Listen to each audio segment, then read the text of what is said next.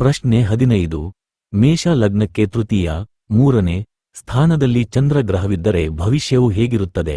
ಉತ್ತರ: ಮೇಷ ಲಗ್ನಕ್ಕೆ ತೃತೀಯ ಸ್ಥಾನದಲ್ಲಿ ಮೃಗಶಿರ ನಕ್ಷತ್ರ 3, 4 ಪಾದಗಳಲ್ಲಿ ಮತ್ತು ಪುನರ್ವಸು 1, 2, 3 ಪಾದಗಳಲ್ಲಿ ಚಂದ್ರಗ್ರಹವಿದ್ದರೆ ಕನಿಷ್ಠ, ಚಿಕ್ಕವರು, ಸೋದರ ಸೋದರಿಯರು ಇದ್ದು ಒಳ್ಳೆಯವರಾಗಿರುವರು, ಧೈರ್ಯ, ಉತ್ಸಾಹ ಶಕ್ತಿ ಇರುವುದು, ಕಿವಿಯ ಬಲವಿರುವುದು, ದಾಯಾದಿಗಳಲ್ಲಿ ಸುಖ ಸಂತೋಷಗಳಿರುವವು, ದಾಯಾದಿಗಳು ತನ್ನನ್ನು ಅನುಸರಿಸುವರು, ನೀಚಾರ್ಜನೆಯಿಂದ, ಕೆಳಮಟ್ಟದ ಸಂಪಾದನೆಯಿಂದ, ನೀಚ, ತುಚ್ಛವಾದ ಧನದಿಂದ ನೀಚ ಜೀವನವನ್ನು ನಡೆಸುವರು, ನೀಚವಾಗಿ, ಕೆಟ್ಟ ಧನ ಉಳಿತಾಯ ಮಾಡುವರು, ನೀಚ, ದೋಷಯುಕ್ತ ದೈವಭಕ್ತಿಯನ್ನುಂಟು ಮಾಡುವುದು, ಶುಭ ಅಶುಭ ಕಾರ್ಯಗಳಲ್ಲಿ ಪಾಲ್ಗೊಳ್ಳುವರು, ನೀಚಹೀನವಾಗಿ ಪುಣ್ಯವನ್ನು ಗಳಿಸುವರು, ಸೇವಕ ವೃತ್ತಿಯಿಂದ ಜೀವಿಸುವರು, ಸ್ವಲ್ಪವೇ ಪಿತ್ರಾರ್ಜಿತವಿರುವುದು.